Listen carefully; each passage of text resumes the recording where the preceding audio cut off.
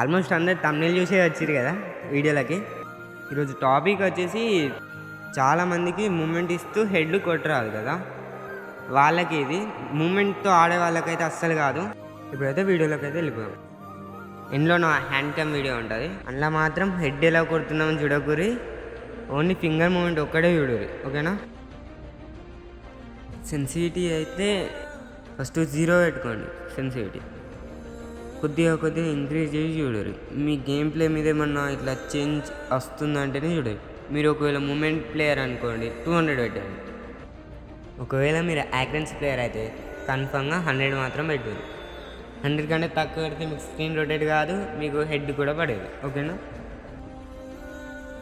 Aim perfection అంటే aim అనేది మనం ఎంత స్పీడ్లో ఉన్నా కరెక్ట్ ఎయిమ్ చూసుకొని కొట్టాలి. ఇప్పుడు చూడరు మీరు, ఆ రెడ్ డాట్ ఎక్కడ ఉంది, నేను ఎలా ట్రై చేస్తున్నాను, నా ఫైర్ బటన్ని అబ్జర్వ్ అయ్యేది, ఓకేనా.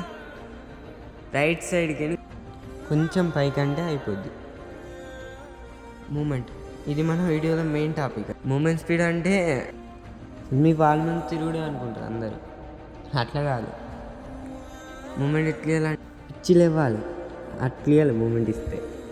ఇప్పుడు మూమెంట్ ఇలా చూపిస్తా, స్క్రీన్ని రైట్ లెఫ్ట్ అనుకుంటూ క్రౌచ్ వచ్చి గన్ స్విచ్ చేయాలి, చేస్తూ పరిగెత్తాలి. అప్పుడు కొద్దిగా స్మూత్ ఇట్లా కూలీగా వస్తుంది మూమెంట్. అందరికైతే కొంచెం అర్థమైంది కదా. తర్వాత ఏమైనా డౌట్స్ ఉంటే ఒక కామెంట్ సెక్షన్లో కామెంట్ చేయరు. ఇక్కడికి లైక్ కొట్టారు అనుకుంటాను అండ్ సబ్స్క్రైబ్ అయ్యి.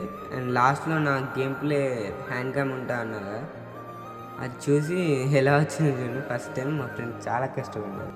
తెలుగులో ఈ కంటెంట్ ఎవరు చేయలేరు, కొద్దిగా సపోర్ట్ చేయండి. అండ్ పార్ట్ 1 ఇది వచ్చేసి ఈ వీడియో. పార్ట్ 2 వచ్చేసి 3 ఫింగర్స్కి, అది మాత్రం ఘోరం ఉంటుంది గేమ్ ప్లే, ఎందుకంటే నేను కూడా 3 ఫింగర్ కాబట్టి. అండ్ 4 ఫింగర్ కొంచెం ప్రాక్టీస్ చేస్తున్నా ఇప్పుడు.